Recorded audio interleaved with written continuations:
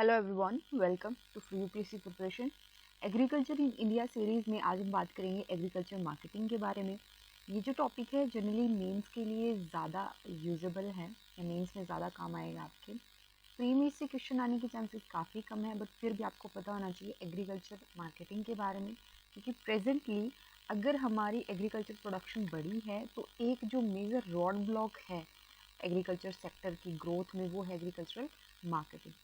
चलिए जानते हैं इसके बारे में। ये है लेक्चर नंबर 10 जो कि अवेलेबल है हमारे YouTube channel for UPSC preparation पे। तो अगर अभी तक आपने चैनल को सब्सक्राइब नहीं किया है, please subscribe the channel, like the video. And अगर आपको कोई सजेशन देना है, कोई आपको कुछ बताना है तो आप कमेंट सेक्शन में हमें बता सकते हैं। ठीक है जी, तो चलिए स्टार्ट करते हैं एग्रीकल्चरल मार्केटिंग के बारे में। एग्रीकल्चर मार्केटिंग होती क्या है? इसमें ये होता है कि ये बेसिकली पोस्ट हार्वेस्टिंग है।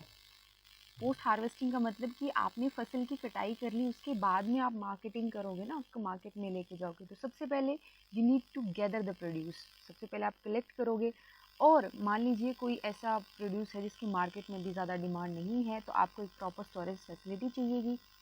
तो गैदरिंग, देन स्टोरेज, और मान लीजिए गवर्नमेंट या प्राइवेट सेक्टर भी उसको प्रोक्योर करता है, then they also need the storage facility. तो gathering is the first step, then storage, फिर प्रिपेयर करना होता है उनको प्रॉपरली, उनको अच्छे से उनकी छटाई मान लीजिए या अलग अलग ग्रेडिंग करनी होती है, स्टैंडर्डाइज वे से काम करना होता है। Then you need to ship and deliver the different farming material across the country. ये सिर्फ विद इन कंट्री ही नहीं, हम एग्रीकल्चर प्रोड्यूस को बाहर एक्सपोर्ट भी करते हैं। That is agricultural marketing. तो बहुत सारे स्टेप इसके अंदर इन्वॉल्व हैं। मेनली हम सारे फंक्शन को 3 हिस्सों में बांट लेते हैं। सबसे पहला आता है असेंबलिंग। असेंबलिंग का मतलब ये होता है कि सब आपने जो भी प्रोड्यूस था मार्केट के हिसाब से उसको सब कलेक्ट किया, then you prepare it for the consumption and then distribution. Okay, अब मुद्दा ये है कि जो मार्केट है, एग्रीकल्चरल मार्केटिंग का जो फंक्शन है, it is under the state government. लेकिन बहुत सारी सेंट्रल गवर्नमेंट ऑर्गेनाइजेशन भी हैं जो इस फील्ड में काम करते हैं। जैसे एक तो मैंने आपको बताया था commission of agricultural cost and price भी इसके अंदर इंक्लूड है। अब आप सोचोगे कि ये तो एमएसपी डिसाइड करता है, तो एमएसपी किस काम आती है? एमएसपी भी तो जब आप उसको प्रोक्योर करते हो तभी काम आती है ना, मतलब पोस्ट हार्वेस्ट के बाद में ये एमएसपी काम आती है। तो एक चीज़ ये है। Then FCI, food corporation of India, cotton corporation of India, jute corporation of India, और भी है, जैसे एक नाफेड है, ठीक है, national federation agriculture, national agriculture federation. Okay, NAFED की फुल फॉर्म है national agriculture cooperative marketing federation of India limited, and it was established in 1958।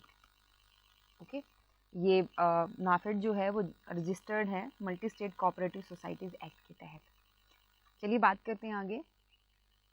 2 प्रकार की एग्रीकल्चरल मार्केट आपको इंडिया में देखने को मिलेंगी। एक होती है अनरेगुलेटेड मार्केट और दूसरी होती है रेगुलेटेड मार्केट। नाम से पता चल रहा है, अनरेगुलेटेड मार्केट वो जहाँ पर कोई रूल एंड रेगुलेशन नहीं होता टू कंडक्ट अ बिजनेस, जैसे रूरल हार्ट होते हैं, तो यही एक उनके लिए सबसे बड़ी प्रॉब्लम है। रेगुलेटेड मार्केट में आप रूल्स एंड रेगुलेशन को तो यूज़ करते हो, और यहाँ पर मार्केट चार्जेस, कितना पैसा आप लगाओगे, चार्जेस जो हैं वो स्टैंडर्डाइज होते हैं, कितना पैसा चार्ज किया जाएगा फिक्स्ड होते हैं, और जो भी जिस तरीके से काम होता है that way is being regulated by agricultural produce marketing committee, यानी एपीएमसी के द्वारा उनको रेगुलेट किया जाता है। और कई बार यही चीज़ उनके लिए ज़्यादा प्रॉब्लम क्रिएट कर दी जाती है, क्योंकि एक्सेसिव वे में रूल्स एंड रेगुलेशन उनके ऊपर थोपे जाते हैं। 2003 के अंदर government of India model APMC act लेकर के आई थी। अब मॉडल इसीलिए क्योंकि सिंस एग्रीकल्चरल मार्केटिंग किसका सब्जेक्ट है?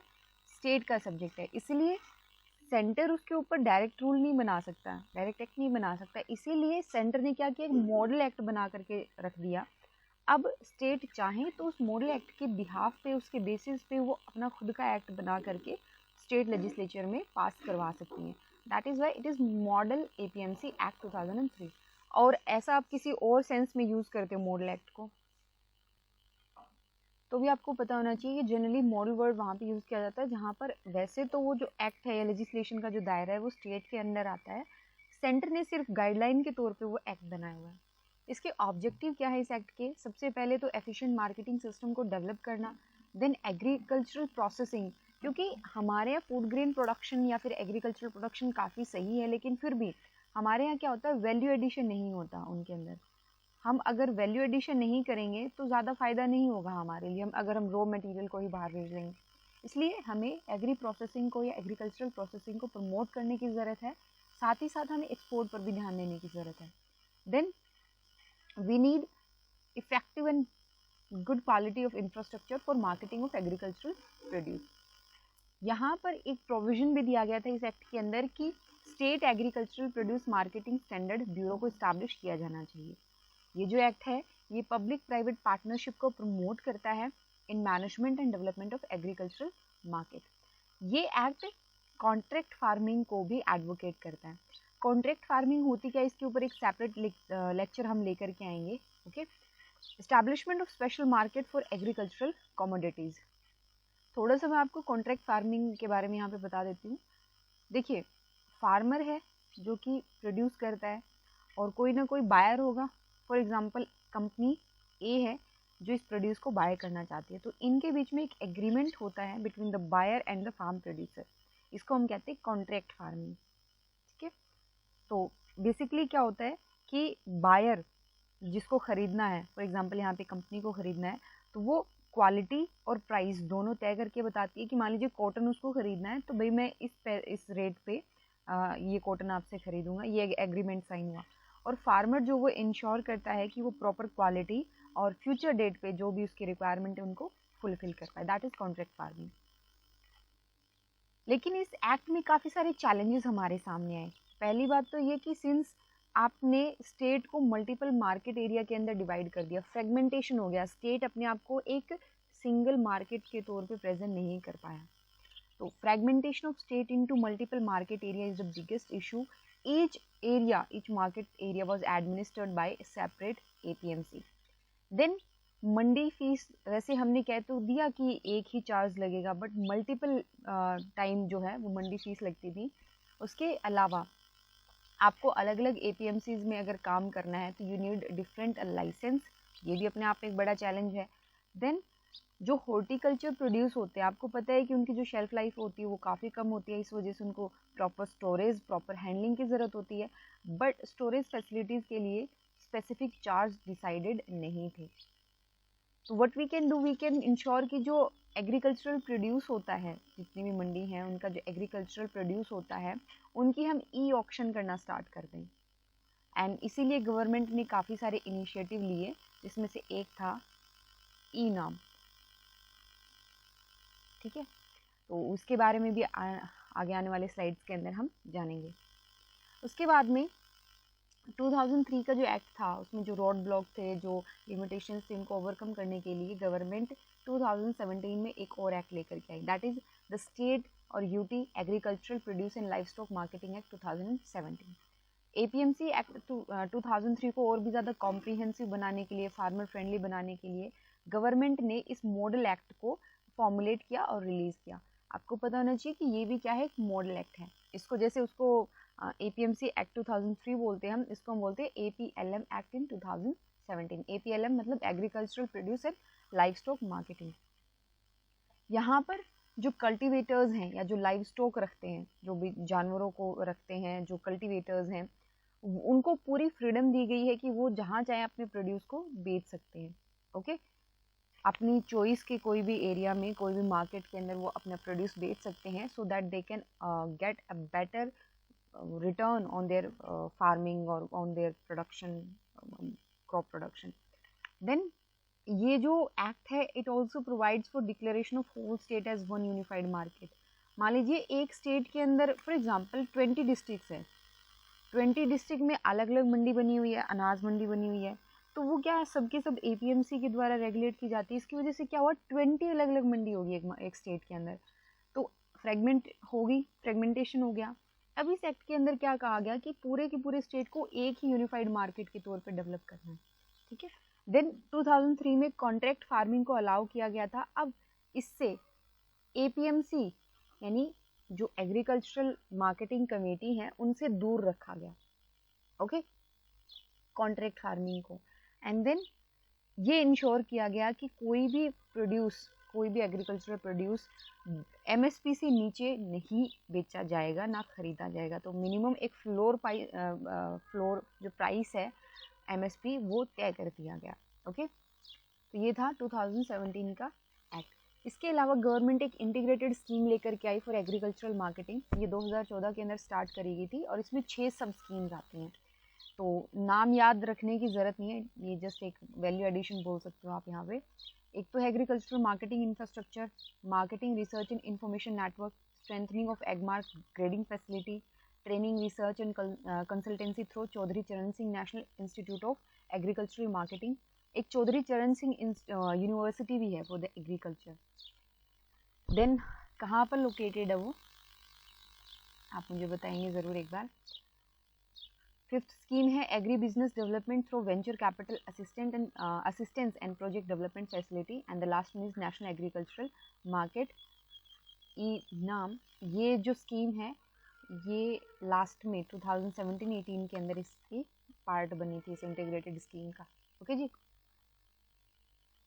देन कुछ इश्यूज हैं एग्रीकल्चरल मार्केटिंग में, उसके बारे में बात करते हैं। तो 1960s में एक हम बहुत ही क्राइसिस वाला फेस जो है वो फेस करके आए हैं। फूड शॉर्टेज हमने देखा, उसके बाद में वे इंश्योर की ग्रीन रिवोल्यूशन हम लेकर के आए, फूड सिक्योर नेशन बने, फूड सरप्लस नेशन बने। लेकिन हमने फूड सिक्योरिटी पर फोकस किया, डेफिनेटली फूड सिक्योरिटी के एरिया में वी गेट सिग्निफिकेंट प्रोग्रेस, लेकिन जो फार्मर्स इनकम है वो अभी भी कहीं ना कहीं एक वी कैन से कि स्टैटिक सी होकर के रह गई, बढ़ नहीं रही है। रीज़न बीइंग कि इंफ्रा इश्यूज हैं, एग्रीकल्चरल सप्लाई चेन के अंदर हम कुछ वैल्यू एडिशन नहीं कर पा रहे हैं। देन एक तो ये है मुद्दा, स्ट्रक्चरल इश्यूज हैं। दूसरा, इस मुद्दे को अगर हम कंबाइन कर दे with the nature of agricultural marketing law तो सिचुएशन और भी ज़्यादा ख़राब हो जाती है। भारत में फार्मर्स को मार्केटिंग में ज़्यादा टाइम लगता है या ज़्यादा परेशान होना पड़ता है rather than during the production process. Wheat को उगाने में ज़्यादा प्रॉब्लम नहीं आती, लेकिन वीट को बेचने में एट गुड प्राइस वो ज़्यादा बड़ा इशू है फार्मर के लिए। ठीक है, तो बहुत सारे एक्ट हैं एग्रीकल्चर से रिलेटेड, जैसे agricultural produce and life stock marketing promotion and facilitation act 2017, ये अभी हमने पढ़ा। ई नाम है, मॉडल कॉन्ट्रैक्ट फार्मिंग एक्ट 2018 है। ये जैसे मैंने आपको बताया कि कॉन्ट्रैक्ट फार्मिंग को APMC से बाहर कर दिया गया है, तो अब मार्केटिंग के लिए कॉन्ट्रैक्ट फार्मिंग के लिए अलग एक्ट बनाया गया, मॉडल एक्ट है, ये भी 2018 में बनाया गया। Then model agricultural land leasing act बनाया गया 2016 के अंदर। तो बहुत सारी जो प्रॉब्लम्स हैं रिलेटेड टू एग्रीकल्चरल मार्केटिंग उनको सॉर्ट आउट करने के लिए ये बहुत सारे एक्ट बनाए गए। लेकिन अभी भी ये जो एग्रीकल्चर है ये स्टेट सब्जेक्ट होने की वजह से इन रिफॉर्म को ऑन ग्राउंड इम्प्लीमेंट करना ही अपने आप में अभी भी एक चैलेंज लगता है। Then issues of current agricultural marketing in India. तो बहुत सारी मिडिल मैन हैं, स्टोरेज फैसिलिटीज़ की कमी है in market, inadequate transportation facility है, इंस्टीट्यूशनल फाइनेंसिंग लोगों को नहीं मिल पाती, खास करके फार्मर्स को, absence of grading and standardization. ये क्या होता है, जैसे आपने क्रॉप प्रोड्यूस करा, वीट ही मान लीजिए, तो उसकी क्वालिटी के हिसाब से उनको अलग अलग ग्रेडिंग में बांटना, उनका स्टैंडर्ड एक पर्टिकुलर स्टैंडर्ड को फॉलो करते हुए अच्छी टॉप क्वालिटी की वीट है उसको अलग करना, थोड़ी सी कमी है तो उसको अलग करना। इससे क्या होता है कि आप मार्केट में सही प्राइस अपने क्रॉप प्रोड्यूस के लिए ले सकते हो। सो वो एक प्रॉपर सिस्टम अभी तक डेवलप नहीं हो पाया है। Then there is absence of market information, unregulated local market, adulteration of commercial crop, मिलावट कर दी जाती है कमर्शियल क्रॉप में। जैसे आपको वीट अगर बेचना है एंड यू विल से कि मैम कमर्शियल क्रॉप में वीट कहाँ से आ गया, बट जैसे कमर्शियल क्रॉप वो होती हैं जिसको हम बाहर या मार्केट पर्पज से ग्रो करते हैं। तो सरप्लस है, वीट भी बहुत सारे स्टेट में सरप्लस उगाई जाती है मार्केट पर्पज से। तो यहाँ पर क्या होता है, अडल्ट्रेशन मतलब मिलावट होनी स्टार्ट हो जाती है। फॉर एग्जांपल वीट के साथ आपने बार्ले यानी जो है उसको मिला दिया, अब उसकी जो क्वालिटी है वो थोड़ी सी कम हो गई। ऑब्वियसली अगर आप उनको अलग अलग करके बेचते, बार्ले को अलग वीट को अलग, तो ज़्यादा बढ़िया रहता। लेकिन ये भी एक बड़ा मुद्दा है एग्रीकल्चरल मार्केटिंग के अंदर। व्हाट वी कैन डू, देखो एग्रीकल्चर सेक्टर से निकला हुआ हर एक दाना वे नीड टू इंश्योर कि वो अपने सही एंड यूज तक पहुँचे। अगर वो किसी पर्सन तक पहुँच रहा है फूड सिक्योरिटी के तौर पे या प्रॉपर फूड के तौर पे, तो उसका सही यूटिलाइजेशन होना चाहिए। अगर वो मार्केट में भी जा रहा है तो भी उसका सही यूटिलाइजेशन होना चाहिए, यानी कि हमें इंश्योर करना होगा कि वेस्टेज कम से कम हो।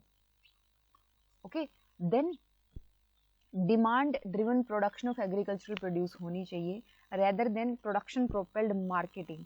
आपने प्रोड्यूस कर लिया, उसके बाद में आप मार्केटिंग के एरिया ढूंढ रहे हो, उसकी बजाय आप डिमांड मार्केट को ध्यान में रखते हुए अगर एग्रीकल्चरल प्रोड्यूस को देखो तो ज़्यादा बढ़िया रहेगा।